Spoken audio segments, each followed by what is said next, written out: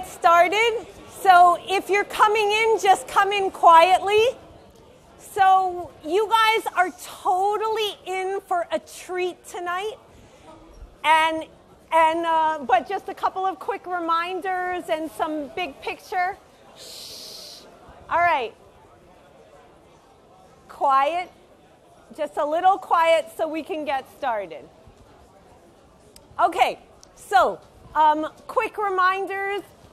Go ahead and sign up. There are a couple of spots still left for a coffee talk with Taffy Ayodele for next week. 1 hour, good food. Put away all your electronics, and let's talk about what we're doing tonight.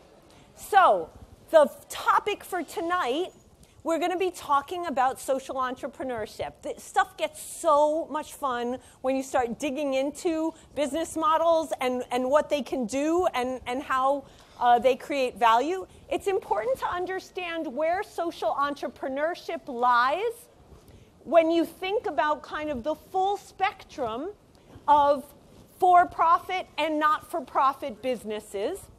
So think about social entrepreneurship as ranging from those for-profit businesses with a mission-driven strategy all the way to some nonprofits, but that are earning enough income that they are sustainable, that they don't need to rely on donations. And then at the far ends, you have what lies outside of the domain of social entrepreneurship, whether it is, more pure traditional entrepreneurs that are purely profit-focused, more traditional nonprofits that are more dependency and donation-based. But this whole range in the middle is the range for social entrepreneurship. Social entrepreneurship is very different, takes on some differences from traditional businesses. And I just want to highlight a couple of them just to situate our discussion. So whereas the goal for a traditional business is usually to capture a market securely, to be the only, basically to monopolize a segment of the market, your target market. Well, in the context of social entrepreneurship, very often, and you'll see it tonight, very often it's filling a market gap. There's no one else who's in that domain. For example, in tonight's context, no one else that's saying, hey, there's something that can't be recycled, we'll figure out how to recycle it. It's sort of like, all right, how do you sort of create a market, create a business where nothing else existed? In terms of the objectives of a traditional business might be building a business and earning profits, but the objective of a social entrepreneurial venture is going to be about sustainable solutions that have a social benefit. So finding a way to make sure that there is sustainability, some revenue generation that makes the business survive, but it is about the end goal of social benefit that is driving the business. Just one or two more examples, and then I don't want to take more time from our speaker. So obviously the profit motive is predominant in the case of a traditional business, but isn't as predominant in a social entrepreneurial venture. The link to social problems is kind of more questionable in a traditional business, but the main purpose of the business for a social entrepreneur, the way that you think about competition is thinking about winning against your competition, whereas in a social entrepreneurial context, you probably need to be thinking about wins or creating value for society, because you're not going to be winning against, there might not be as many competitors in your domain. But there are some tricky things about being able to raise money in the context of social entrepreneurship, though our speaker tonight has some really creative ways of getting around it. Last week, you guys probably talked about shared value, and I want you to be looking for a couple of things in tonight's session, which are only the tip of the iceberg in terms of application of the shared value concepts. So the notion of there being as a driver, an unsatisfactory equilibrium, so a state of the world that isn't how it should be, And so the notion of organic waste that might be wasted, look for these things over tonight's session, non-recyclable consumer packaging, etc. And so the notion would be, let's reconceive products and markets. You guys were probably talking about this last week.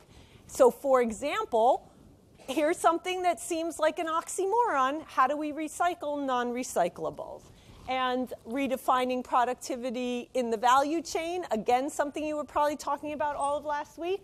Well, how do you think about that in this case? Look for signs of having the cost of materials, the cost of supplies, be less than zero. That is a really new way of reconceiving value in the value. Sorry, that should be value chain, sorry. And in terms of local cluster development, thinking about partnerships whether with individual citizens and with corporations. And so you're going to be hearing about a whole lot of really interesting examples.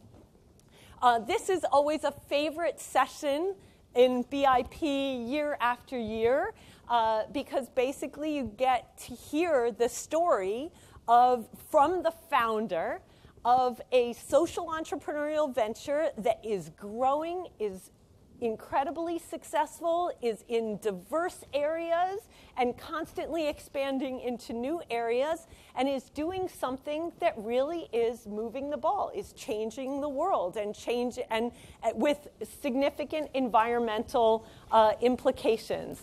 So we have tonight the founder of TerraCycle, Tom Zaki. So I want you to, he's going to tell you, maybe he'll touch on a little bit about his background, or at least how he found his way, into the business. So I'm not going to give away the best parts of the story. I'd rather let him describe it. But you folks know that that TerraCycle is a really exciting organization, and you're going to hear much more about it tonight. Join me in welcoming Tom Zaki. Thank you. Thank you. Hey everyone, it's a real pleasure to be here. It's always a thrill to come by here, and it's fun for me because I've had a chance to give this lecture for a few years now, and every year, a lot of new things happen. So happy to share those with you today. So let me just give you a quick snapshot of where we are today. And today, the whole talk will focus on, well, first, how did this whole thing come to be? But also this idea of waste and how do we redefine it, especially through a for-profit business platform. So just to give you a shot of where we are today, TerraCycle today operates in 21 countries around the world, mostly developed countries, from New Zealand to Brazil to here in the United States and many others. And we have one central purpose, which has never changed from the very beginning when this started in my undergrad dorm room, probably similar age as you guys, which is we want to eliminate the idea of waste. And today we have three major business units that help us accomplish that. The first is how do we make things that are not recyclable, recyclable? The second is how do we then make everything from waste? And that's actually very different questions. And the third is actually a business unit I'll give you a little sneak preview of today, but it's something we're launching at the World Economic Forum in January, which is a platform that will move the world's biggest brands away from the concept of disposability altogether. But before getting into that, we also have a TV show which is in its 4th season, so I thought I'd play you a clip from it just to give you a little taste of what it's like to be inside TerraCycle. I started TerraCycle in my dorm room in Princeton, ended up dropping out, then found a space in Trenton, partly because it was cheap, and started running the company full-time. TerraCycle's job is to charge companies to collect waste. Then we convert that garbage into usable raw materials, which we then sell as well. So basically, anywhere in the country, people can send us their packaging absolutely for free, and we'll recycle it for them. And with WellPet, we're launching the first brigade anywhere in the world where we can recycle pet food packaging. Colgate is one of our largest global partners around the world. We today collect and recycle millions of pieces of oral care waste every single month, and to partner with the world's most important oral care brand is truly an honor. I regularly meet with David Greenberg, the head of Garnier in North America. We're now able to recycle cosmetic waste through your generous support at Garnier. Last year, we created the first community garden made entirely from recycled personal care and beauty waste. This here is a zero waste box. This is our small box, and you can fill it up with any form of waste. Send it to us, and we'll separate it. And then we'll recycle it into something new. It's the first time that every type of garbage in the world can be recycled at a price. We have a box for everything. Anything that a normal consumer could put in the mail and not get in trouble for. You got a box for that. You got a box for that. I wanted to learn a bit more about sustainability, environmentalism, and TerraCycle's such a unique kind of company. So I'm pretty stoked to be here. And we have Andrew. They talk about Barack Obama this, Barack Obama just did that, vegan food. Oh, God, you kidding me? There's people bringing the dogs to work. They're always talking about the environment. I don't know why. The environment seems fine to me. So this is where we operate today, and if you're interested, later we can talk about everything from, how do you get a TV show, negative cost marketing, how do you expand globally, how do you raise capital, and so on, and I'll leave that to the questions. One of the things you'll notice, though, as you can see where we've expanded around the world, is it's all developed countries. Another very interesting topic, which if you're interested in, we can get into during questions, is why not developing and why mostly developed markets. But we'll talk about that a little bit later. I want to tell you how this whole thing began. So, my story is I was born in Budapest in 1982, and back then the Eastern Europe was effectively under Russian rule, and it was a communist country. And Chernobyl happened in '86, and the borders collapsed, and as refugees, my parents, and I really more my parents, I was 4 years old, we left and ended up effectively as refugees in Germany, then Holland, and since we couldn't get into America, America's always been tough on immigration, ended up in Canada, which is where I went to school, and then came down to the US for college, just near here. And for me, that journey went from communism, where the concept of being an entrepreneur is completely foreign, to the heartland of capitalism here. And it was a really fascinating journey, and I really learned throughout that process the sheer power of business for transformation. I think in having reflected on it, there is no more powerful vehicle than business to change the world. I think it's more powerful than war, disease, politics. Just think about how fast large organizations, whether it's Facebook or Google or you name it, have changed the world in a very consistent way and on a global basis. But the question, I think, is that change good or is it bad? And one of the key challenges in business, and I think this is evolving, because when I used to talk to MBA students, say 10 years ago, and I asked them what's the purpose of business, people would say profit to shareholders. By the way, how many people would agree that that's the purpose of business? I know I said it in a very loaded way here, but thank you for being honest. So that is really the legal purpose of business, profit for shareholders. But if you look at all the ways a business interacts with its stakeholders, take Procter & Gamble, largest consumer product company out there. It serves 1 billion people every single day. How many of those 1 billion people do you think even care at all about the profit to their shareholders? Probably none. It has hundreds of thousands of people who serve the vendor community, people who make the packaging or do all sorts of different things, the retailers. It has just under 100,000 employees, and I bet you very few of those people actually care about profit to shareholders. And I think that's really important as we think about the purpose of business, whether it's a social business or not, it's an incredibly powerful vehicle for change, but is that change good or is it bad? And I think that is critical as we think. So just for fun, it actually, so as I came down here, and I'm sure you experienced this as well, when you get into the colleges you wanted to get into, you can sort of give up on high school a little bit because you've made it. And when my friends and I did that, and we celebrated by starting to grow some plants in our basement in Canada. And it was really, really tough to make these plants work. This was sort of the beginning photo. And I'm not sure if you tried this or not, but it's tough in a basement environment to grow things. And I ended up coming down to school pretty disappointed because they weren't working. My friends kept the plants in Montreal. And one day I get a call from my friend Pete, that's Pete, saying, hey, the plants have done incredibly well. And I said, wow, okay, so get in my car, drive up from New Jersey to Montreal. And they were incredible. It was a beautiful, lush thing. We had a very inspiring night that night. And I asked him, now you know the pot smokers in the room, huh? We'll talk after. So I asked him, how did he get it to work? Like, pretty amazing. We tried everything, all these chemicals, and he said, no, I did it the way nature does it. I took organic waste, and by the way, 50% of the food grown in the world ends up as organic waste. It's a phenomenal issue. Just think about it. It's not just the food you don't eat. It's the food that rots or expires or trimmings or even ugly fruit. Why is every pear in the supermarket perfectly shaped? And it's because all the ugly ones have never been put in the supermarket to begin with. So he took organic waste from his kitchen, fed it to worms, and the worms pooped out worm poop, and that's what he fed to the plants. And for me, that lit a massive light bulb off. partly because waste has a lot of really unique characteristics. Okay, so let me give an example. How many of you have taken econ classes? Just raise your hand. And keep them raised if you know what a supply and demand curve is. Okay. So of the people who know what a supply and demand curve is, and you guys know, right, if there's more supply, what happens to the price? It goes down. If there's more demand, the price goes up, and it interacts that way. Who can tell me where you would plot the supply and demand of garbage on a supply and demand curve? It's got tons of supply. Let's take dirty diapers. It's 3% of all landfills. Phenomenal supply. But what's the demand? Someone. Sorry, speak up. I can't hear well. It's not zero? So wait, so if you had a pile of dirty diapers, or sorry, I have one right here. You'd take it from me for free? Would you? No, who said that? Someone said it. It's negative. Isn't that interesting? No econ textbook ever plots the supply and demand negatively. And in fact, garbage is weird because it has phenomenal supply but negative demand. So it makes it the only material in the world people are willing to pay to get rid of. In other words, if I had a pile of diapers here, you'd probably want to get paid to take it away, right? And that's what a waste management company is. Isn't that a neat economic principle? It's another neat factoid about garbage. It's the only industry that will legally own all your possessions without a single exception. One day, everything you own will be property of a garbage company. 99% of the things you buy will be property within 12 months, and the other 1% just take a little longer to get there. But everything in this room, and don't just think about the obvious, like a disposable bottle or something you may have brought to snack on, but literally everything, the floor, the chairs, your clothing, everything will be waste, incredibly fast and at an accelerating pace.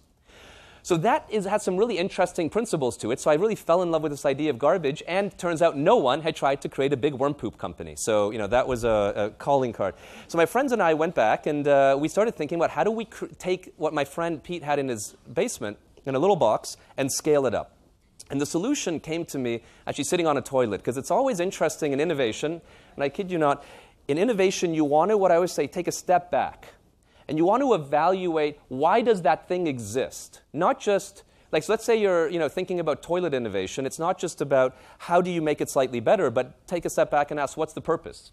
Well, so anyone want to answer, what is the purpose of a toilet? Someone? Use them all the time. Why do they exist? Yes? Right, so get rid of your waste, and I'd build it one step further, as far away from you as quickly as possible, right? It's a beautiful chair, right? In Japan, it does some amazing things. If you've been there, it blow dries your butt for you and so on. But the point is to get it away from you as fast as possible. It breeds to an innate idea that all animals have, which is they avoid their waste. They want to be as far away from it. We're engineered to be repulsed. And so this is the unit we invented. It's a worm poop toilet. And basically the way this thing works, the organic waste, let's see if the laser works, goes in here and gets cooked naturally, just with microorganisms. It gets up to 100 degrees Celsius within 24 hours. Then goes in here, goes down, and spreads out onto these conveyor belts in an outward direction. The worms move in an inward direction away from their poop, because they don't like it either, into the new food waste, and what comes off is worm poop. And it worked incredibly well. The challenge is no one would invest in us, because when you're 20 years old, this is 15 years ago, you're supposed to do a .com or an app today or whatever, and it was very hard to raise money for the idea. So we ended up raising some capital by entering and winning business plan contests. By the way, I strongly recommend this. We raised our first 100 grand in that way, and there's tons of them out there, even more than when I was doing it. And we had this really key sort of turning point where we effectively ran out of money. We had about $500 left in our bank account. And the system was working incredibly well. We had science proving that the worm poop fertilizer would way outdo chemical fertilizers, all this good stuff. And we were about to go broke. And these are the most amazing moments in starting a business, or anytime it's the most stressful ones, breed the most amazing innovation, because you have to. You have no choice. When you're really doing well, actually, it's harder to innovate. And we see this with a lot of partners we have, where the bigger they are, the harder it is for them to disrupt themselves. And so we thought, well, wait a minute. In a moment of desperation, if we make our product out of garbage, could we package it in garbage? And we went across to all the recycling containers in the Princeton area, and this was at about 2 in the morning, and took all the soda bottles out of the containers. And we learned 3 really important lessons. The first one is it's illegal to go through people's waste, and I spent my first night in jail, still the only one, reflecting on this great learning.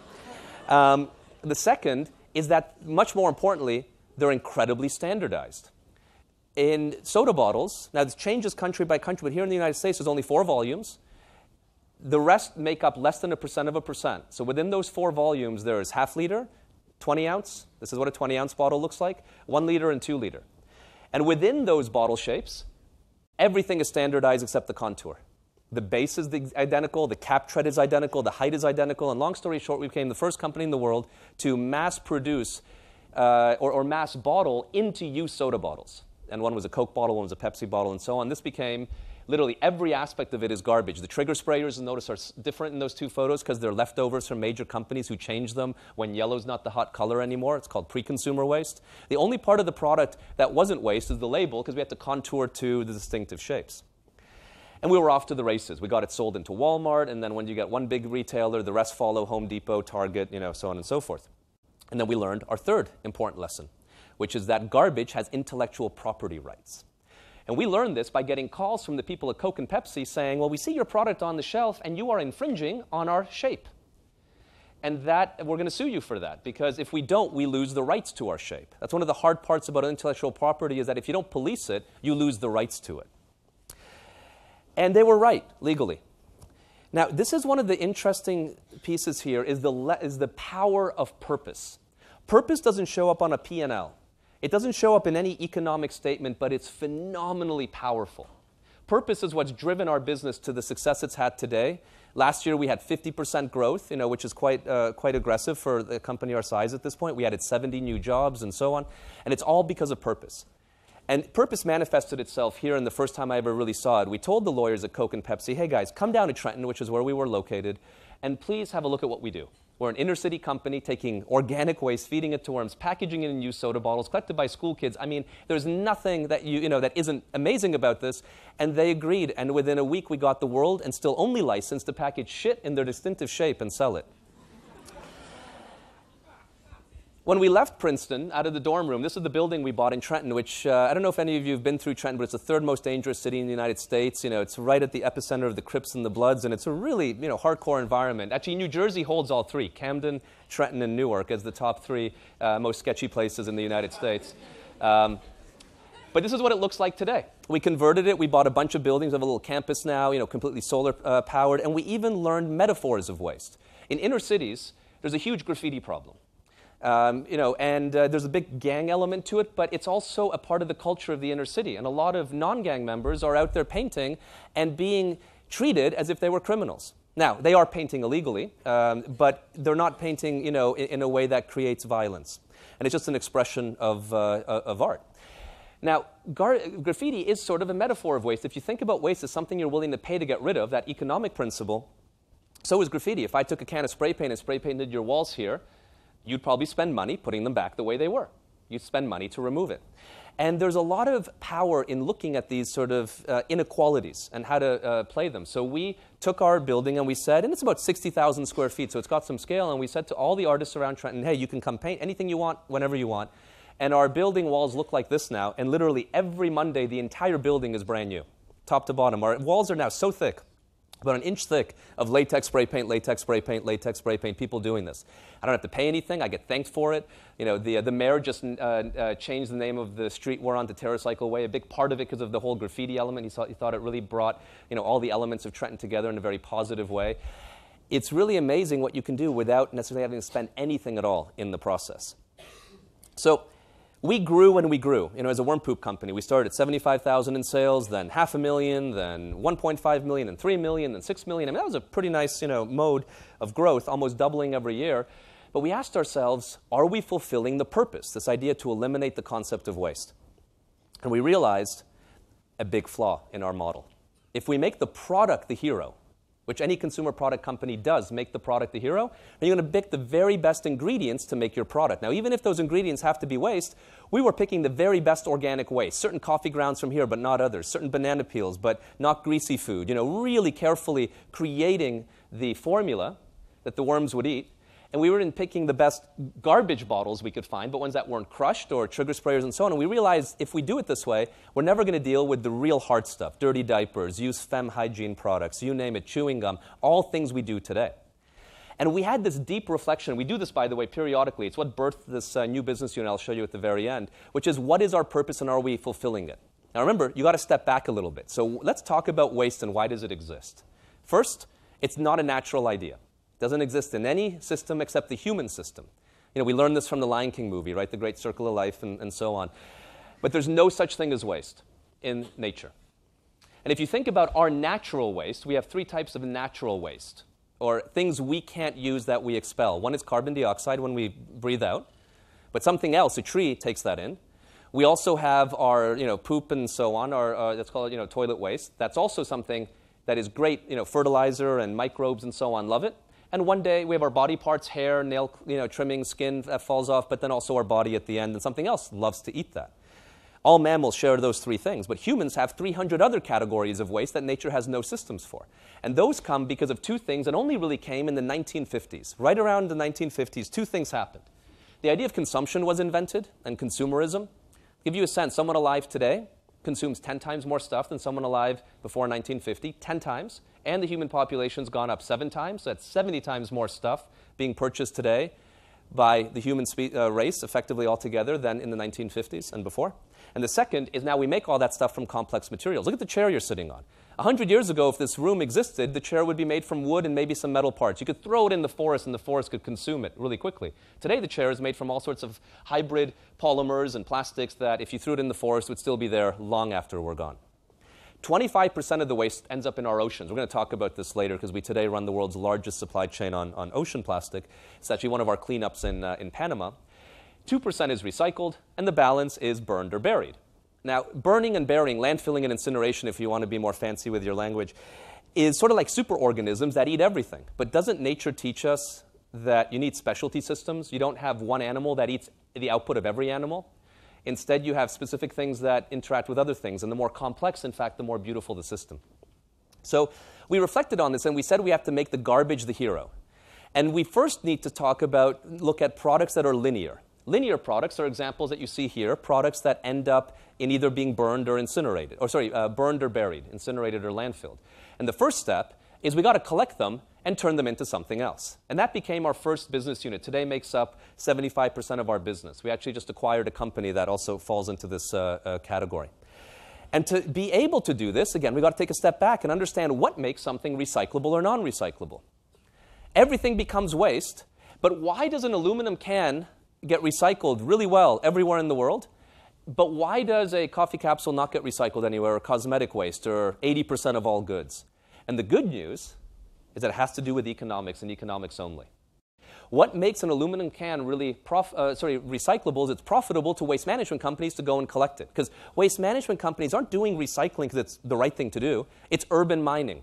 It's easier to get aluminum out of your garbage than it is to mine it out of the ground and produce it. And if it's more competitive to get it out of your garbage, then people will get it out of your garbage.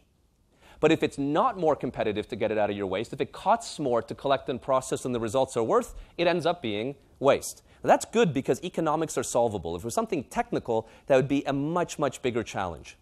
Another way to look at this, by the way, this is the same data but on a different layout, where the blue line is basically, if you're above the blue line, the object is recyclable. And if you're below the blue line, it's not recyclable. What moves the blue line up or down is the price of oil, because that's what creates the price of all commodities. And basically, a good example is gold, right, is something that's always recycled. Right? If I took a piece of gold and threw it on the ground, littered it, it wouldn't last much longer than this lecture. Someone would go pick it up right away. But if I took something valueless and littered it, it would stay there until someone unfortunately had to pick it up and put it somewhere. And this is a really important thing to consider, is that it's only economics. So our first business unit, and we effectively shut down the worm poop business and refocused everything. It took about a year to do that. It was a very challenging situation, but it really paid off. And it goes to this idea of stay with your core and don't diverge. Make sure you're filling the reason you started your business. And our first business unit said, okay, so how do we make things that are not recyclable recyclable? We have to collect them. We have to process them. But because that's going to cost more than the recovered value, we need to figure out who's going to pay for it and make that make sense. I first want to start with the middle part, solution, to demonstrate that everything can be recycled. Now, there's a hierarchy of waste. The hierarchy of waste is basically what's the very best thing to do with waste and what's the worst thing to do with waste. The very worst thing is litter. It actually doesn't even show up here. It's one step below. Better than litter is landfill, which is basically controlled litter. Put all your litter in one pile. It's still litter in a way. It's just all in one space.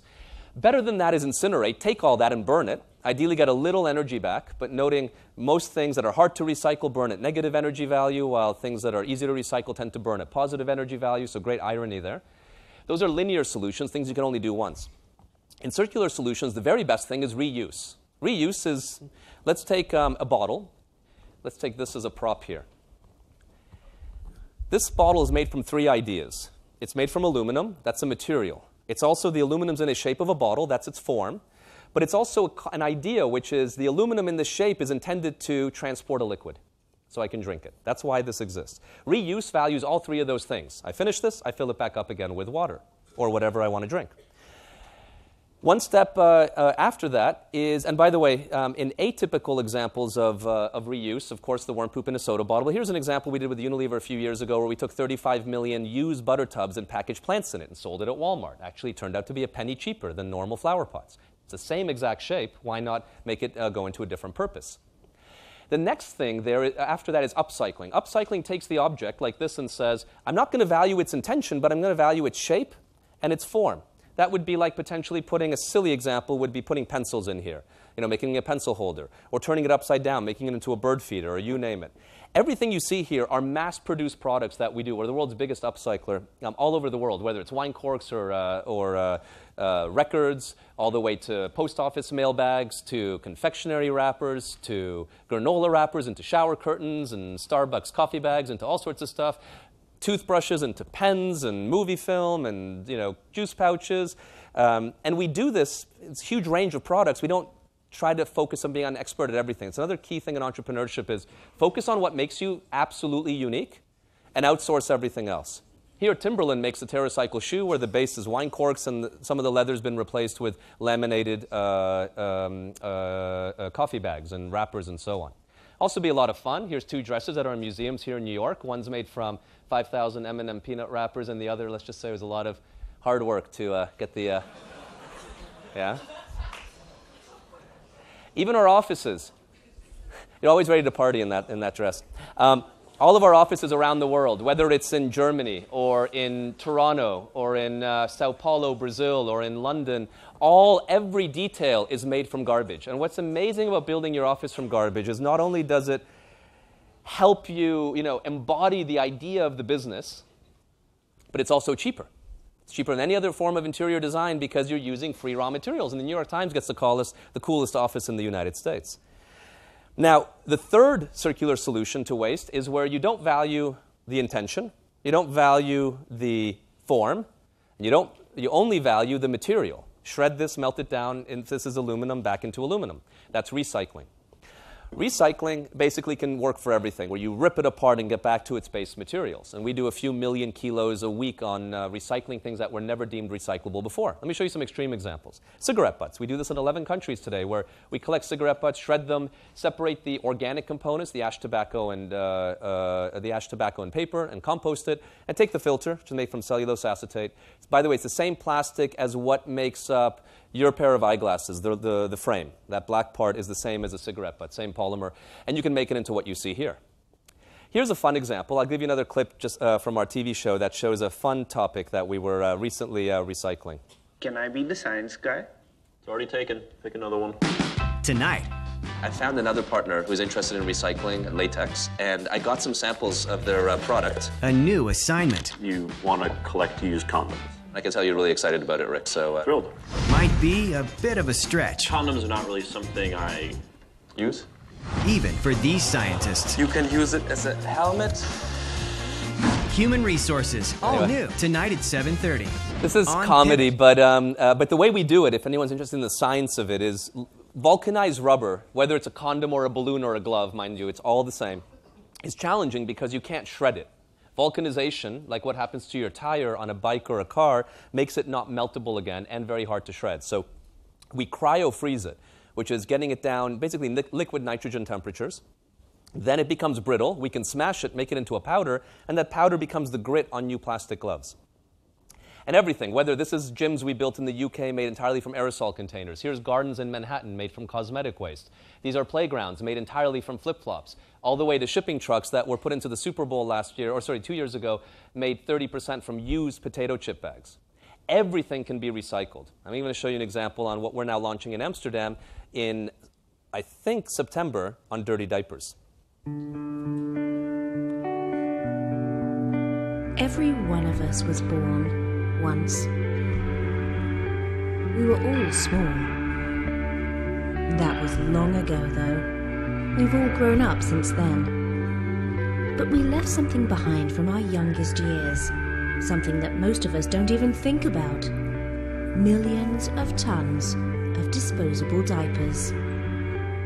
Long after we ourselves are gone, our used diapers will live on, slowly decaying for centuries. Does it have to be this way?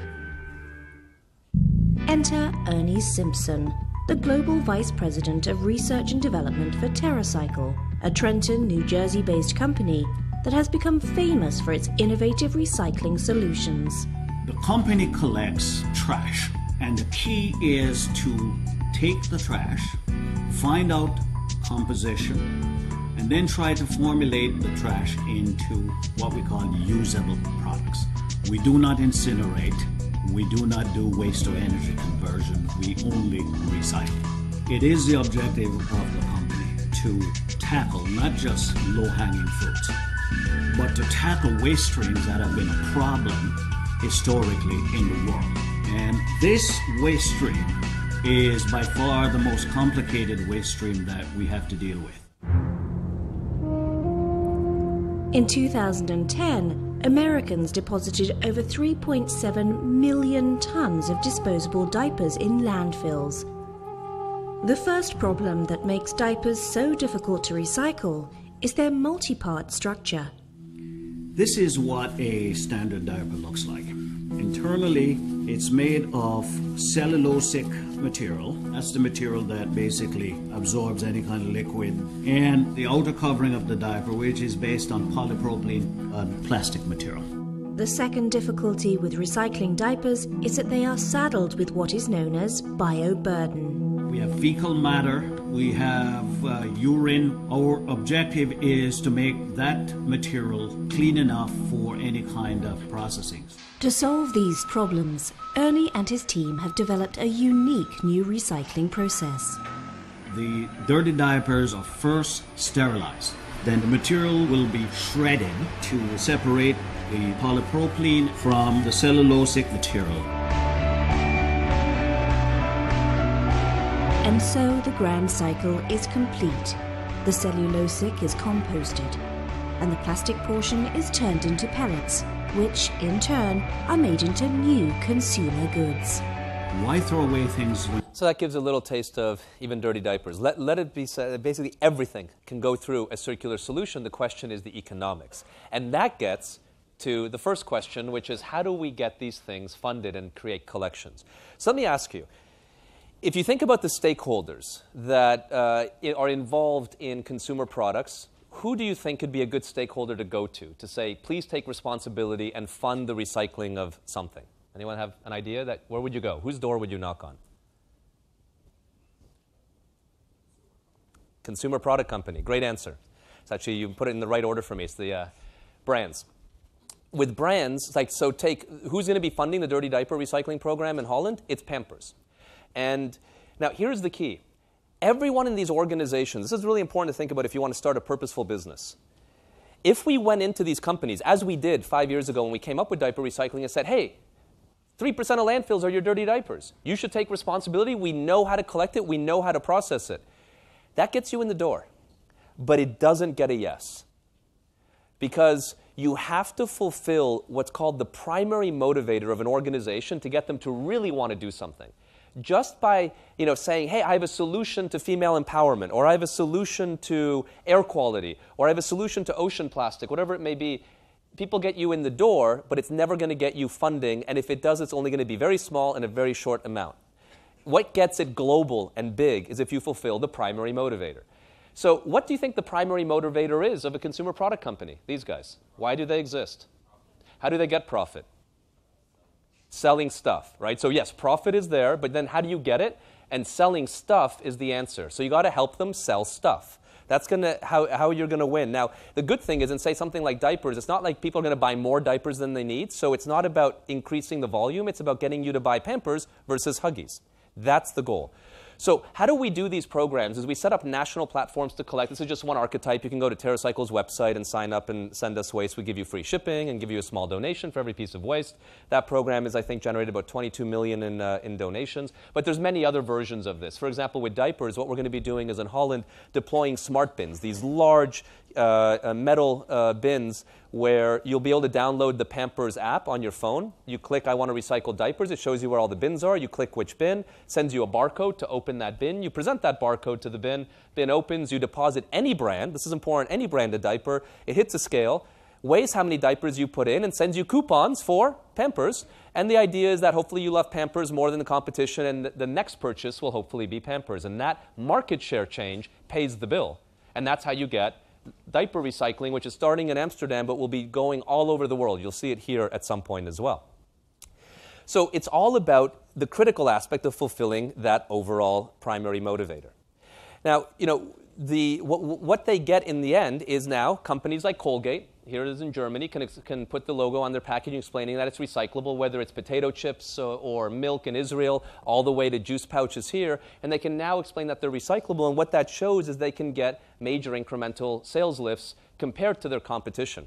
Here's just some examples of some commercials these companies have done. I think this one is Ireland. Welcome to Wipe Out Waste. It's a new initiative from the team at Johnson's Baby to help you reduce waste.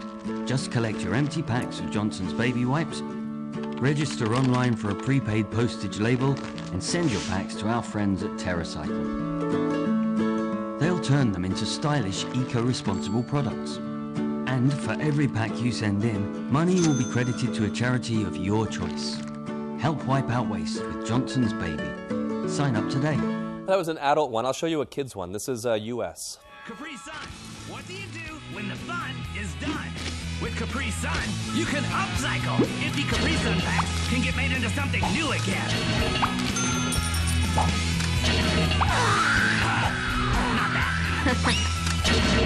Oh, cool. Capri Sun is teamed up with TerraCycle to help you make a difference and raise money for your school. Go here to find out more. Respect the pouch. Respect the planet. So good answer on brands. What is another stakeholder that could potentially take responsibility over a waste stream?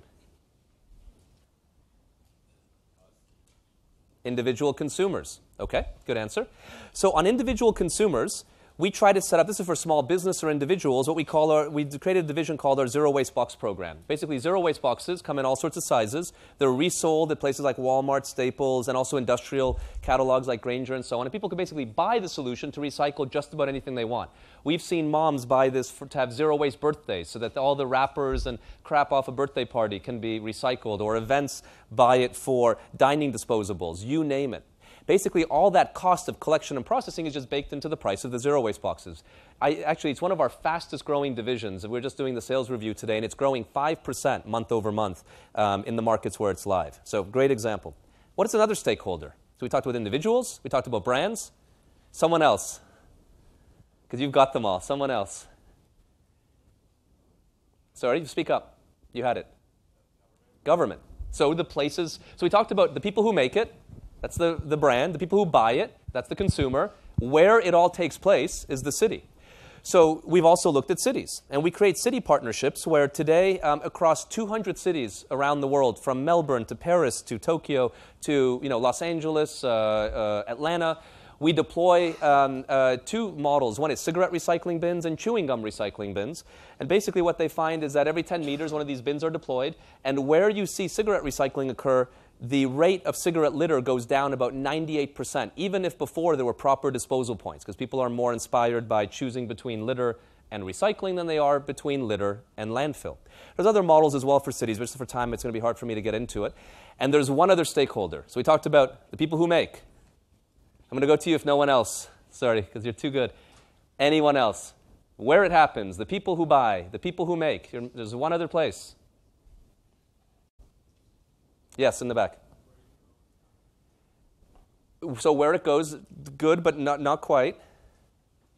Yes? What? The retailer. That's right. where it's bought. That's the other major area. So what we try to do with retailers is, what's the primary motivator of a retailer? Make profit, right? How do they make profit? By selling stuff. And what do they need to sell stuff? They need people to walk into their store. And especially with e-commerce really disrupting retailers today, they want more and more people going into their stores. If you followed, Toys R Us just went bankrupt. Staples exited Europe. Lots of retailers are going under because companies like Amazon and others are taking all the market share. So to drive foot traffic, we deploy these sort of systems. There are in about 100,000 retailers around the world. These are in New York in Kiel stores where basically you can take back your cosmetics and you get a reward for doing so. And what they found, and this is how we have to frame it, it's not just going to Kiel's and saying, please do the right thing by recycling your cosmetics. It's saying, if you recycle your cosmetics, you're going to get a better system than other types of promotional programs. So Kiel's used to have a thing where you get a coffee card. You know, every time you buy a cosmetic, you get a stamp. And on the 10th stamp, you get a free bottle. We did the same thing, but instead of when you buy, it's when you buy, use, and return the bottles when you get the stamp, and strangely, 300% more use by consumers. This is an example of a boutique program. This is live in 3 countries, from Japan to here in the US, all the way to Walmart, who does it in all sorts of stores, and many things in between. And if you frame it in a way on how do you fulfill that primary motivator, again, you get business and especially scale, and especially the ability to change the largest of organizations. So what we talked about was, how do we get to this? And 5 years ago or so, when we're about 15 years old as a business, we asked ourselves again, we had this reflection on, are we accomplishing our purpose? And we said, well, at least we're making things recyclable. But what we're recycling things into are not what they were. We're recycling into other things. And this birthed our second major business unit, which is, how do we enable that top line? How do we get the waste back into primary packaging? And we fondly call this division the storied plastic division, and we have 3 categories where we work. One is closed loop. That pen is the world's first pen made from used pens. And we've done many other examples, like the world's first toothbrush from used toothbrushes, or cosmetic package from used cosmetic packages, and so on. The second area is what we call purposeful, which I'll get into in a moment. And the third is what we call compelling, like that Frisbees made from pet food packaging, or ashtrays made from cigarette butts, or toilet seats made from dirty diapers. So interesting, compelling examples. But let's talk about purposeful, because it's a really neat one. A few years ago, we talked to the team at Procter & Gamble, and we were talking about ocean plastic. And ocean plastic is a crisis. I'm sure you're all aware of it, right? Anyone not aware? Okay, so we don't have to go into what it is. 25% of our waste ends up in our oceans. There'll be more plastic in the ocean than fish by 2050 by weight. It's a phenomenal, phenomenal issue. And there's articles that came out just a few weeks ago that the amount of, because this stuff turns into microplastics, and the amount of microplastics in our bottled water, the water we think is even cleaner than tap water, is absurdly high. We're all consuming it. Now, the more higher trophic level organisms you eat, so something like that would be a cow or pigs, even more microplastics accumulate. So it's a great pitch for being a vegetarian is, if you want less microplastics in your body, don't eat animals that eat the plants, just eat the plants. You're still eating microplastics, but 10 times less. So if you don't want to have cancer and don't want to abuse animals, consider not eating them. So anyway, we were asked to think about, how do we create a solution? And this is what it looks like. This is a beach in Panama. This is how disgusting it is, and we've done this all over the world now. It's the largest supply chain. We do it from Japan to Mexico, everywhere, and it's absolutely ridiculous how much plastic washes up on our beaches, floating in the oceans, rivers, and lakes. So the way the supply chain works, more of a stylized version of it, is we collect all over the world. Again, it's all about collection, solution, and then what makes the business work. We take it to local warehouses of ours where we sort out macro contaminants like fishing nets, all sorts of weird things, a lot of dead animals because they get trapped in the fishing nets because they think it's a haven for food, and it's really a big, they call them dead nets, these large traps for wildlife. From there, our science team comes up with a way to refine it into a high-grade material, and it turns into, in this case, the Head & Shoulders bottle, which was the world's first shampoo bottle made 25% from ocean plastic. And it was really exciting. Here's an actual version. We launched it at the World Economic Forum, which is a major conference in Davos, Switzerland, 2 years ago. And it's been one of the landmark success in the category, and now is the world's largest supply chain. In fact, they've expanded it to dish soap. You'll see it launch with other products, and other major companies launching it with us in 2 weeks.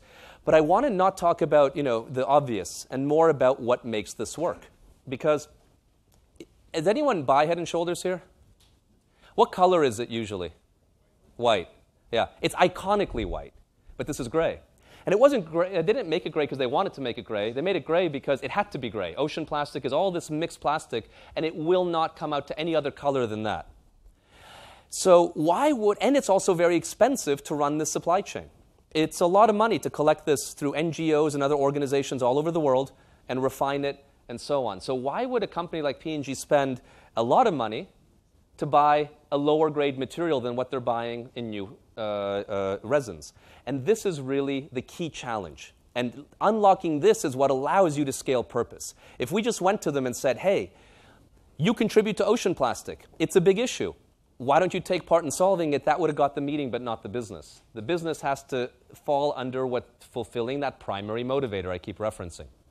So what we did is we worked with them to think about how do you really leverage this, both with customers like retailers. Here's what it looked like when it launched in France at the biggest retailer in France, Carrefour. But also how do you get consumers really excited? And we found that by making this not about shampoo, but making it about solving ocean plastic. If you buy a bottle, you are literally taking 10 pieces of plastic out of the ocean or off a beach. People got incredibly engaged. And it did a lot of things normal products cannot do. It was the #1 press story for P&G, which is the world's largest advertiser last year, generating, I think, just over 4 billion impressions. It was the world's first product ever launched at the World Economic Forum at all. Because they usually don't launch products there. They deal with a little bit more complex issues. And it also got to win awards that products never won before, like awards from the United Nations and so on. And if you can unlock those things and show how it drives people choosing Head & Shoulders instead of another product, it really scales. And that's why this product is now in 30 countries around the world, and they're expanding it into all sorts of other business units. In fact, we were just in Malta recently launching this, which, if anyone in Europe, you may know this as the #1 dish soap in Europe. Here it would be called Dawn, same company. And this is made 100% from recycled plastic and 10% ocean plastic. And again, is a big landmark success in the area of dish soap. And that gets us to here. Now, the challenge with recycling, and we had this deep reflection, again, on are we fulfilling our purpose 2 years ago? We asked ourselves, are we doing it? And we're feeling really good. I mean, we're growing like crazy. We finally bought a company. We did our first acquisition, all sorts of amazing things you are really excited about as an entrepreneur. Couldn't be happier. And we said there's a problem. Recycling is still giving credence to the idea of waste, right? Recycling is just the best thing to do with waste. But if you asked a tree, it wouldn't even know what the idea of waste was. So you wouldn't need to recycle anything because there is no waste. And that became a key obsession of ours, is how do we move beyond recycling? Because again, recycling is just a Band-Aid. Right? If you have a headache, you take a Tylenol pill and maybe your headache goes away, but you've dealt with the outcome, you haven't dealt with why you have a headache to begin with. And that's what we really need to do with waste. And that's what birthed our third business unit, which is launching in January. It'll be available here in New York and in Paris. It's called Loop. And it's all about how do we move large retailers and consumer product companies, the big contributors, the big stakeholders, away from the idea of disposability into the idea of durability. And actually for this, I'm going to just click into a different presentation for a moment, because I just wanted to show you a couple of other quick things that I didn't think about. So bear with me. So to solve the disposability, you need to take a step back and ask, why does disposability exist? And it exists because it has two amazing features that we all love. It's super convenient to buy something, use it, and throw it out. And it's super cheap. And it allows us to access things we couldn't access before, and that's why it really took over. But if we think about circular economy, there's two great examples that always get touted, Airbnb and Uber. What did Airbnb and Uber really do that's super special? Anyone? What was the real knob they turned that was really pivotal? Sorry, my man. I've got, yes, in the back. Say that louder, please. Okay, and what's the real special change? Okay, so build on that. What's the difference between going to a Hyatt hotel or doing an Airbnb? Or getting into a taxi versus getting into an Uber? Okay. Yeah, I'm with you, but it's not quite it. The real one thing they changed in the back, yes? It is, but what allowed it to be cheaper? Yes, sir? You're there. You guys are floating right around the edge of it. You're almost there. Yes? Okay, so yeah, these are all consequences of one central change in the very back. Still floating around the edge. I'll ask one more, then I'll tell you. Okay, yes? Yes. They changed ownership. Airbnb doesn't own their real estate, which is why they've become the biggest hotel company by far. There's not even a number 2 relative to them anymore. Actually, number 2 and 3 combined equal Airbnb because they don't have to build hotels. They don't have all the bullshit problems with owning the asset. Uber is by far the biggest taxi company in the world today because they don't own a single car. Changing ownership. That's the critical pivot on the circular economy. That is the central point. Everything else is a byproduct. Everything else you said are absolutely right, but it's a byproduct of changing the concept of ownership. So let's apply that to consumer products. And something interesting happens. Some of the folks, if there's any baby boomers in the audience, I'll look over here in this category for a moment, may remember this not, from their parents. It used to be like that. Back before, in the 1950s, 1960s, the milkman model existed. And not just for milk, for perfume, for tons of stuff. And in the milkman model, the dairy owned the package.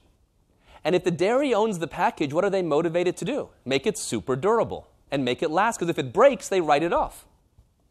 And then in the 1950s, disposability became super vogue, cheap and convenient, and the dairy no longer owned this package. In the end, who owns this package?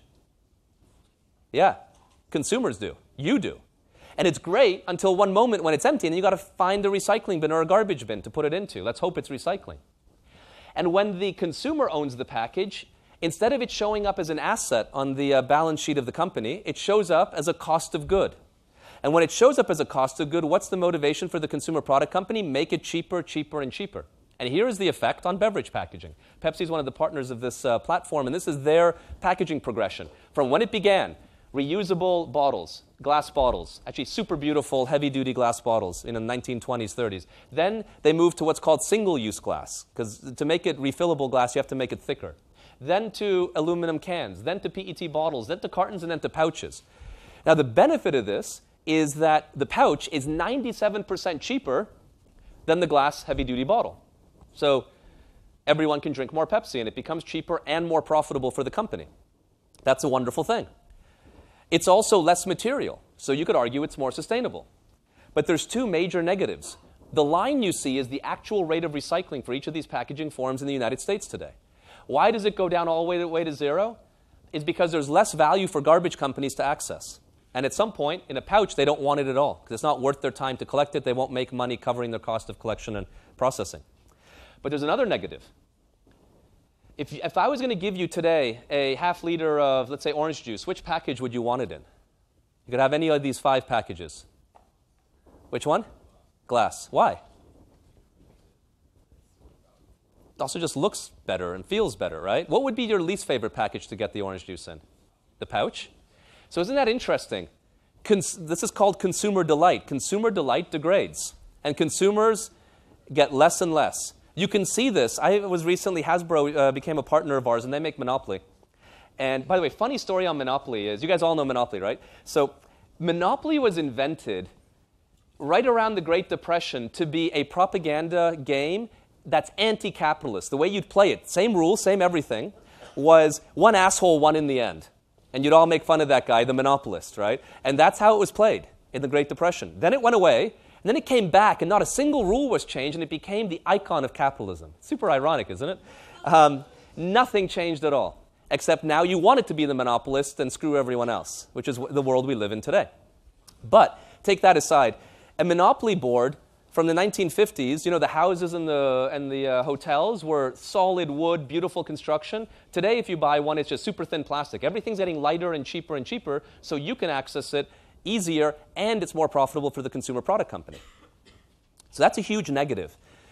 And now refill systems have been tried. Many companies have said, how do we refill what's called our primary package more than once? And there, two systems have come out, but neither are really optimal. One is the refill sachet. In Japan, for example, 50% of shampoo sold in a sachet. But you have to clean out your bottle and then pour it in, and it's sort of messy and so on. And the sachet itself is garbage. And there's been refill stations that popped up, here and there. But again, no major brands do it, no major retailers, because there's too many quality control issues with them, very hard to deal with inventory, and it's more work for everyone. But I'm sure, have you guys seen this trend of packaging-free supermarkets that have been popping up? There are here in New York, in Brooklyn, San Francisco, Berlin. Has anyone seen it or heard of them, packaging-free supermarkets? Raise your hand, just high if you have. For the people who've raised, keep them up for a sec. We'll do a little demo here. How many of you actually use them? Keep your hand up. Why don't you use them? Has anyone been to one? Okay. So the reason people don't use them is because it's incredibly inconvenient to take heavy packaging, clean it at home, take it to a store, manually fill each bottle. And that's where what you're going to see in January is what we call Loop, a thing that we think will solve all of this. How do you move from disposability back to durability, but upgrade it, because durability went away for a good reason. And the key idea of Loop is this. Today, when you buy a disposable package, from the economics of the company, the cost of the bottle is always fully allocated because you can only use it once. So the cost of the bottle is always equal to the cost per fill. And then if it's 10 cents today, tomorrow you want to make it 9.9 cents, and the day after 9.8 cents, and so on. You want to drive it down like you saw that chart. In Loop, now I can't show you all the packages because we were showing, I was previewing them with someone, but they're super confidential. You have to wait for the big announcement. But there's 800 products that you all know and use today, from the world's most famous ice cream to the world's most famous orange juice and other examples that are going into this platform. The difference in this platform is the bottles are durable. They don't break. This is an example of one of the shampoo bottles in Loop, where this is made purely from aluminum by one of the biggest shampoo brands in the world. And it's much more expensive to make. This bottle actually costs $3 to make. Way more expensive. It's just like this bottle here is much more expensive to make than if I just bought a plastic bottle that would hold the same amount of liquid. But the difference is this can go around many times. And this has been rated to be able to go around 100 times before it hits its end of life, where it would be recycled. And because of that, you can upgrade the cost of the bottle 3,000%, increasing consumer delight 3,000%, which is hugely breakthrough, but actually make it cheaper for the company by 300%, because it shows up as an asset that is amortized by the total number of uses that it can bear. And that is what this overall platform will be. The general idea of how it's going to work looks like this. Basically, you'll be able to buy all these amazing products from us through major retailers, like whether it's Albertsons or Walgreens or you name it, in France, Carrefour. We will deliver it to you in an ultra-durable shipping container that's crazy, durable. It's made from ballistic fabric. It can handle frozen goods and chilled goods and all this stuff. You'll use it, really enjoy it. And then when they're empty, instead of throwing them in the garbage or recycling, because there is no waste anymore, you put it back in the container. We pick it up from you. And everything that was in there that was empty will then trigger a reorder, so you get to actually shop with your empties instead of like a subscription model where you get it every 30 days or so. And so this is the thing we always try to think about in TerraCycle, is how do we question our reason of being? And how do we always push ourselves to try to rethink how we solve our purpose? And the irony is, if Loop works, it actually makes our first two business units irrelevant. But it allows us to further this journey on how do we eliminate the idea of waste. So with that said, thank you for listening.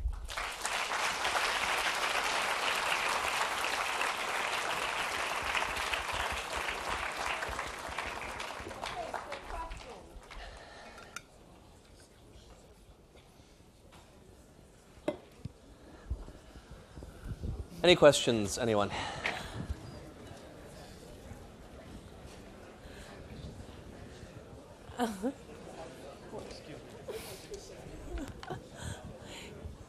Okay. Go ahead. Okay, we'll go in the... Or, yeah, go sorry. ahead, Dimitri. Go ahead. You got it, you got it. It's not like full. You're entitled. Okay. Go ahead, Okay. Dimitri. Okay. So I have a question. So in VIP, we're actually discussing the idea of, so there's like two writers that we're reading. I can't remember their names. Wiesman. So basically, they just talk about basically how we kind of convince ourselves that we're really being part of some cause by still going through capitalism and like doing social responsibility. How are you willing to combat that sort of idea that we're really not fixing any problem and just sort of still being part of capitalism and just kind of convincing ourselves that it's not really doing any good? It's a great question, and I would say that capitalism or communism or any derivative is not inherently good or bad, right? Here in a Western country, we think communism is evil, right? How many people lived in a communist country before? Okay. Tell me, disagree if you disagree with what I'm going to say, but I did, and yes, there are some challenges, for sure, but there's some incredible positives. You know, healthcare is free, education is free, public transport is free, every museum is free, all sorts of amazing things are free. You no longer win by how much stuff you own, you improve in society by what you think. Now, there are some challenges. I think when you ever force a system onto people and you can't leave it and you can't vote for it, that's where you get really big problems, right? And I think that was one of the biggest issues with communism. It was forced. It wasn't voluntary, right? So there are some negatives, but there were positives. Just like with capitalism, we can talk about the negatives, because you were alluding to the negatives in your question, but there's also some incredible positives. It's been a tool to raise people from poverty to the middle class and further, better than anything else. It's been a great democratizer of merit-based growth. Just look at how diverse you guys are, okay? There's so much visible diversity in the room. If we were in this university 50 years from now, you'd just be a bunch of white guys, right? And capitalism is what's enabled what you see here today. It's also what enabled me to be able to do what I've done. So it's not inherently good or bad. What is bad is if we make decisions that are very profitable that are evil. And there's lots of that happening. There's obvious ones like, you know, like buying pharmaceutical companies just to jack up the prices. You know, there's some big stories, but Big Pharma does that, even other than that one guy who was really criticized for doing it. Buying pharma companies and just 100xing the price because people have to buy that pill. Super crazy profitable, but inherently evil. Or why, you know, have, you know, companies who make guns or military equipment or things that kill people. That is crazy profitable, but also pretty evil at the same time. But you can also have benevolent capitalism. Hopefully what you saw here is an example of that. It's not the only one. There's an incredibly large number of examples of that. So I think the question is not, is capitalism good or bad? It's how we leverage capitalism. And I think that's where social business is very exciting, which is that you can leverage capitalism to do good and be profitable. And I think that's really important because, again, if you went back to the 1950s, just to pick a random date, when you left school, you would have a choice of either make a lot of money and, you know, sell your soul to capitalism, right? You know, potentially do things you're not so comfortable with, but it'd be super profitable, and you'd make big salaries, or join an NGO, make no money, but be, you know, really good to everybody. Social business brings the two together. What's really exciting is you can live all the joys of being an entrepreneur. I have, you know. I make good money and live every dream I've ever wanted, I already have. And I'm only 36. But I also, every single thing I do helps the world be better, specifically for me on waste. But, you know, depends on what the ideas could be, anything else. And I think that's the beauty. It's how do we leverage the system? Not that the system inherently is bad. And it's also important, I think, in this question to accept the world for what it is. You know, it's why we work with big tobacco. Every major tobacco company is a client of ours. How many social businesses would be okay working with Philip Morris and BAT and JTI and, you know, all these guys? But if we can get them to recycle cigarettes, by all means. We also work with big pharma, big food, big cosmetics, big retail, because we can create major change with them.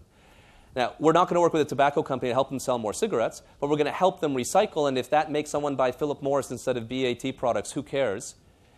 But it allows us to do benevolent work and really scale it. And I think that's the power of social business, which is, and, you know, it's really coming into maturity over the past 10 or 20 years, where you don't have to compromise the idea of living a good life from a wealth point of view with the idea of doing good things, you know, for society or the planet or both. But it's how you use the system. It's not the system itself that's inherently bad. In the back there. Go ahead. Yes. Hi, I'm from India, which is like a third world developing country. Yeah. And a lot of jobs are actually created in landfills, low-paid jobs. Yeah. And one, the benefit from one hand is kind of offset by the losses and the unemployment on the other hand. So I just wanted to ask, what are your views on that? And yeah. Yeah, it's a good question. I wanted to put up the map because it's actually India is a country that we're focusing on opening in about 12 months or so. India is a real interesting place. It's also like a lot of countries mashed together in a way. And it's relatively fragmented because of that, but it's also a huge billion people or so, right? A lot of countries, like India is like this, China, Brazil, Argentina, a lot of Latin America, where there's a whole informal system that's built up around waste. You don't have that in developed countries as much, but in developing countries, there's this whole idea of waste pickers. We work with these organizations who work with waste pickers, basically trying to create economics on waste that they didn't have economics for, and that allows them to be able to make more per hour because they can collect more things. But the challenge in these regions of the world, especially Southeast Asia, is less so about the waste pickers, and it's much more that there isn't waste management systems whatsoever. And so the only choice people have is to litter the garbage, literally throw it on the street. I think you see a lot of that in India. And or burn it in very inefficient ways. Taking a match to plastic is one of the worst ways to burn it. If you are going to burn it, you want to burn it at incredibly high temperatures because a lot of the VOCs don't get created at very high temperatures, but they do at a normal match and normal fire. And that's the biggest contributor to ocean plastic is those regions of the world. And if you are in those regions of the world, if you buy shampoo, well, how do you buy shampoo in India? Does it come in a bottle or does it come in something else? How would you describe an Indian shampoo package? Is it a bottle or is it something else? Okay, so you're probably on the wealthier side then. Most shampoo in India is bought in sachets, little single-serve sachets in bodegas. 90% of the volume of shampoo is little single-serve sachets. And that is not recyclable, and it's a horrible package-to-product ratio and ends up in the waterways primarily. And I mean, we've seen beaches in India, it's unbelievable, where garbage, and we do our ocean plastic project there, so we've seen it that way, garbage comes up in the morning, and literally people can't pick it. Bulldozers have to scrape it up. It's so much, 500,000 kilos in one beach. And the next day, it's back again, even if you clean it up. And the next day, it's back again, even if you clean it up.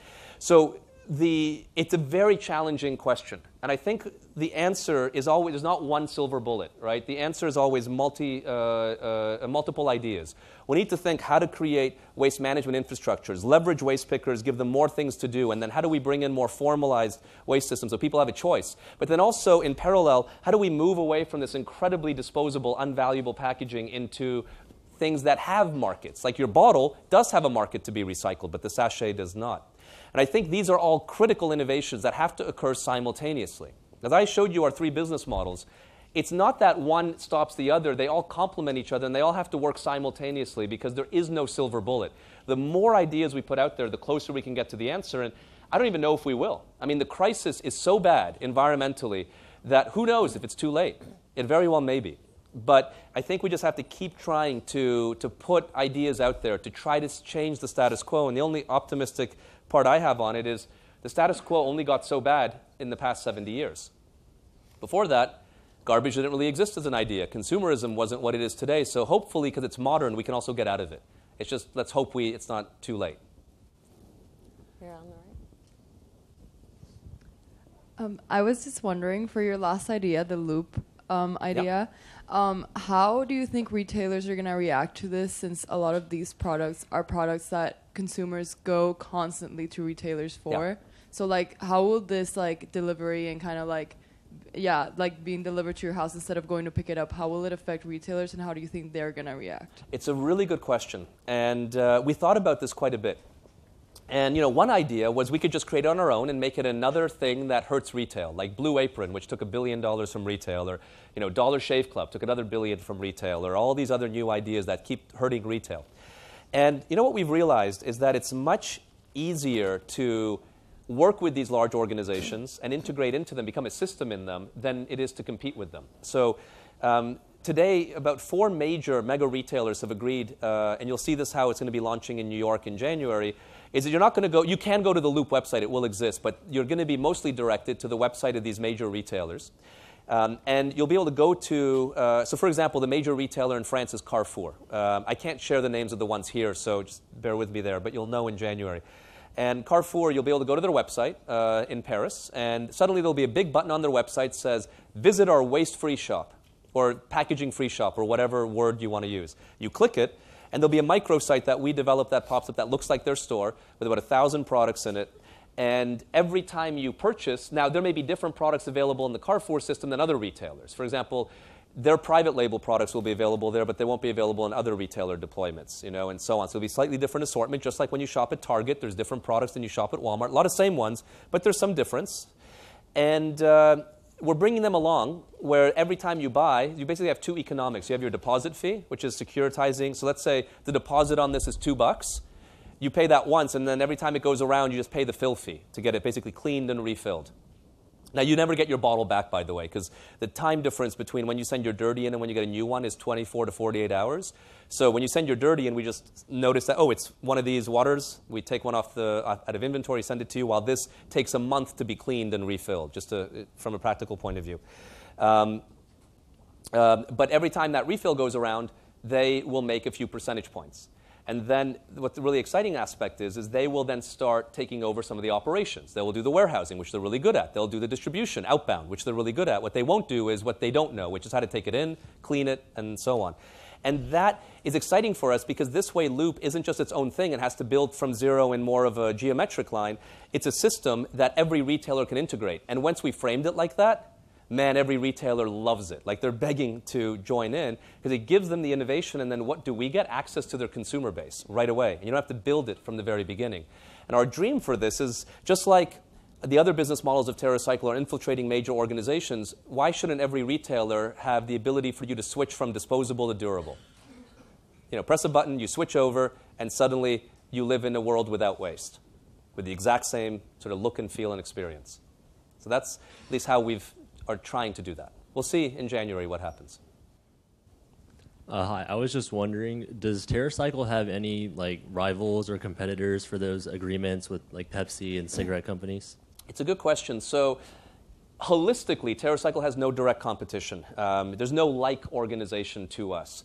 And we've actually consciously done deals. You can see them down here where the world's biggest garbage companies have bought minority interests of our business. So Suez in Europe, which is the world's biggest garbage company, bought 1/3 of our Western European business. Or Progressive Waste, which is the largest garbage company in Canada, bought 25% of our Canadian business. We did that purposely because that's where we thought the competition can come, so why not have them own a part of us and the chance of competition goes down.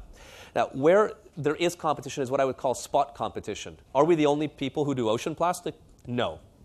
There's 2 or 3 other organizations that also do ocean plastic, but those guys don't do anything but ocean plastic. Are there companies that set up collection and recycling programs for hard-to-recycle waste? Sure, there's a company that does tennis balls, another company that does women's bras, but they only do those specific waste streams only in that area. Well, the difference is we try to do it and have all these different factors that play, and in that type of approach, there is no direct competition. So our worry or what holds us, what we have to focus on is not competition as much. Much more, it's executing really well. And even more importantly, making the idea relevant so that people get excited about it and get involved, financially or collect and so on, however they participate.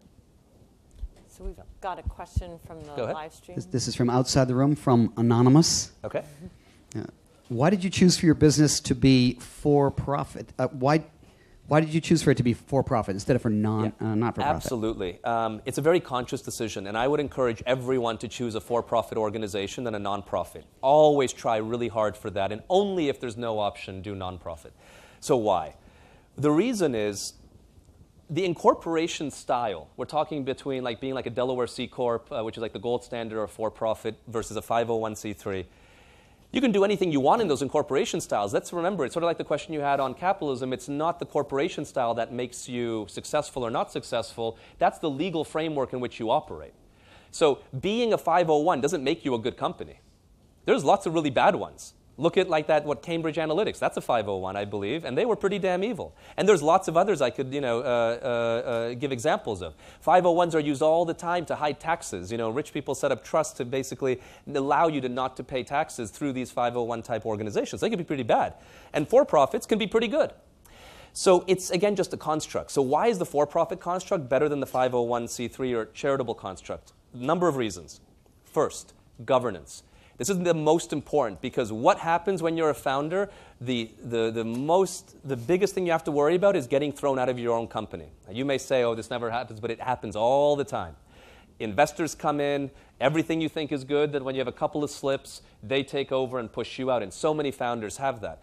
Governance is really difficult in a 501 because you have to have an independent board.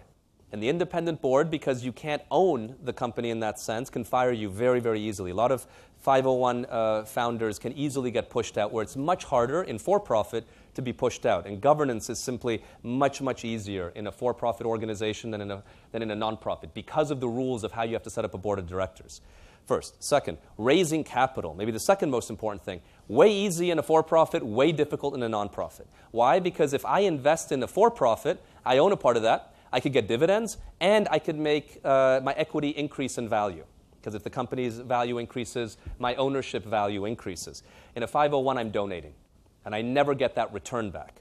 And that is really challenging. That's why there's probably significantly more money flowing into for-profits by factors than going into nonprofits. Think about investors, right? They'll invest 99% of their net worth into for-profits, and then 1% they'll basically give away to charities. You want to be on the 99% side, not on the 1% side when it comes to raising capital. Going global, way easier in a for-profit organization than a nonprofit organization. Ties these two things together. Access to debt is much easier in a for-profit. Access to equity financing, and so on. I would say those are the key factors, but there are others. But net, I would only recommend going in a nonprofit direction if there is absolutely no other way to do it. If your idea just cannot be monetized and has to rely on grants or donations or things that nonprofits can access. Now, the only real benefit of nonprofits is that they can access certain types of funding, like grants, like donations, that for-profits can't. But it's not as easy to, versus equity financing or debt or other things that systems are built around. And again, the vehicle doesn't make the company. The vehicle is just the construct in which you operate. So don't think, a nonprofit makes you suddenly warm and fuzzy and great, and a for-profit, not so much. There's some amazing for-profits that do the great work of nonprofits but are able to sustain. And finally, a good idea shouldn't rely on donations. There are exceptions where there's no option, right? But you should always try to think about how do you create a sustainable business so that you're not in the business of constantly raising money. This is one of the challenges for-profit entrepreneurs face is when they get in the cycle of fundraising, where they're just out there raising the next round and the next round, and then they collapse at some point. Or nonprofits do the same thing. They spend so much time fundraising, how much time ends up getting spent on the mission of the business. So that would be the reason, and why I would recommend at least veering towards the for-profit construct if you can, especially if you're doing social business and so on.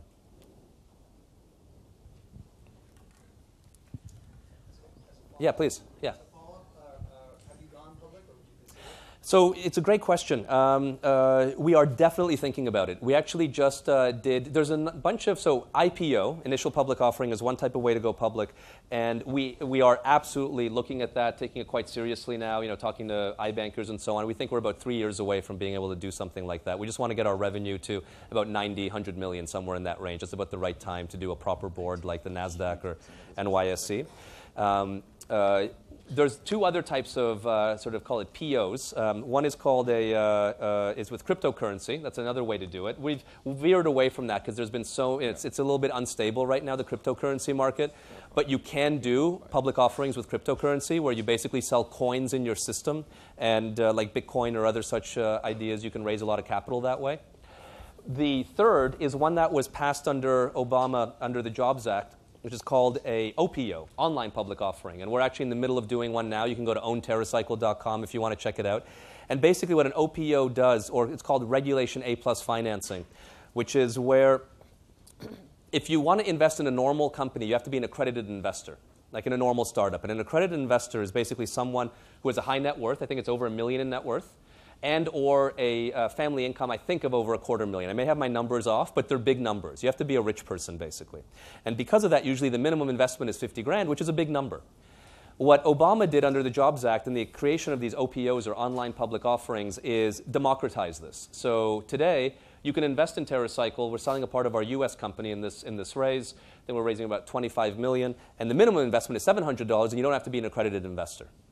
Now, you have to file with the SEC, the Securities Exchange Commission. It's a whole process, so there is a lot of work that has to go into it. But it allows you to sort of do a junior IPO, if you will. That's sort of what I would call an OPO.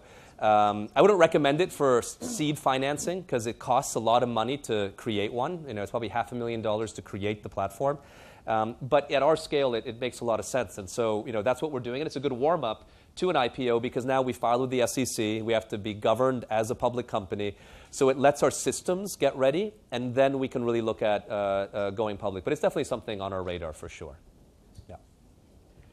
Okay, so two questions. Would you go the route that Spotify just went? Like more like, because they didn't really open up. They opened it up to their employees first, and then... Yeah, for sure. I mean, we'd look at, doing it. The key thing in going public, you have to worry about control. That's why I said when you ask the question about nonprofits versus for-profits, the first question is always, control.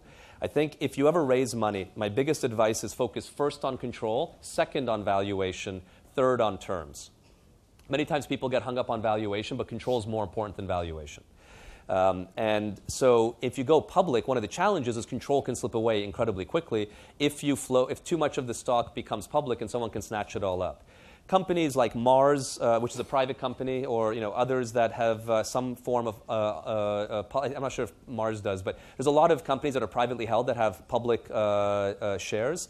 And the way they do that is they just don't float control. So only 20-30% of the business is floating out there. So it's great to have your employees be investors, but even more importantly, I think it's really important to have control, or just be willing, to live in a more risky situation and do it that way. But I mean, look at Facebook, right? Facebook doesn't have control floating out there. Control is held by very few people, and that way, no matter who owns the shares, Zuckerberg and that group of people are in charge, and it doesn't matter. And do you see that your business model that you had touched upon during what you just talked about, can it be applied to other societal problems such as inequality, discrimination? Sure. Sexism? So, look, my hyper-focus and what I've dedicated my life to is waste, right? So that's what I can speak to you about in great detail. But as it pertains to solving social issues, I think that for-profit business is an amazing vehicle to do that. And the social issue can be anything. So if you're going to do this, I'd recommend focusing on a specific social issue. Don't go too broad. The moment, it's all about what's that nucleus all your ideas are rotating around. So what's the sun? And then all the planets could be business units that are rotating around it. They themselves could have derivatives like moons that rotate around it, but you have to be rotating around a sun. If you're not, you're free-floating, and you're never going to grow life. You're never going to really be robust. So you need to have that sort of core purpose. Every time I advise entrepreneurs, I always ask them, what's the core purpose? And if they can't explain that in a sentence and it's not really precise, then they have a very big problem. Because you have to identify the core purpose. Then your models are just vehicles to accomplish the core purpose, right? And I think that is really, really important. So if you pick a social issue, the first thing is be super specific. The broader you go, the harder it is to accomplish. If you just want people to be good, that's so freaking hard to deal with. It's way too fuzzy. Or if you want to be as hyper-focused as possible, and then you come up with ideas and be very flexible on the ideas. Even our very first idea, the idea I dropped out of school for, we don't even do anymore. We don't make worm poop. We haven't done it for 8 years. But the core mission has never changed one bit. Now, the important thing, and this is maybe the key takeaway I was trying to highlight in the discussion, is what you need to be successful in social or purposeful business is don't think the purpose is in and of itself enough.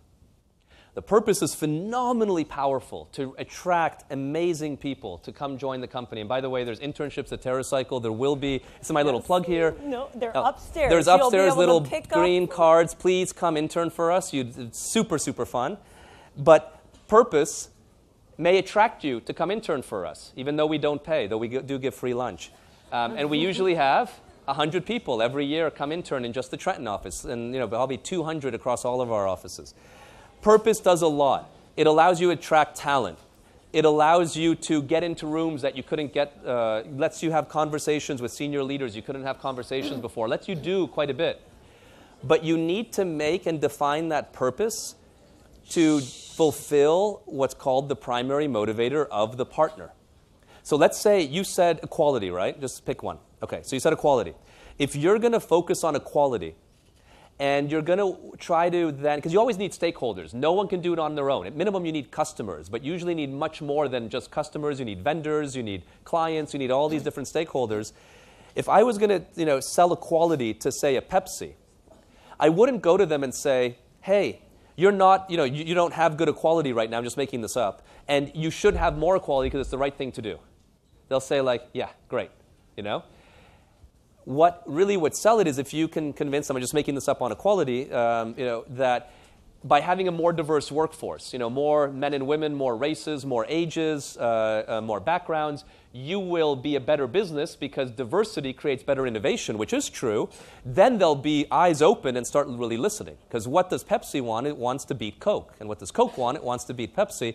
And they're interested in doing the right thing, but they're more interested in the basic primary motivator. So if you can show how doing the right thing accomplishes fulfilling the primary motivator, man, you can really scale. And that's the key, because I advise a lot of social entrepreneurs, and they get hung up that their good thing, their warm and fuzzy whatever, is in and of itself all that is needed. And it's sad because it isn't. That gives you the purpose, and it's amazing, but you need to show how your idea does good at the baseline reason for the people you are talking to. And if you can do that, that's where the magic opens. And it really opens, because then purpose beats everything. So guys, we're at the top of the hour. End yes. on. Thank you. So join me in thanking Tom. You can pick up cards. Those of you interested in internships, get your IDs out on your way out.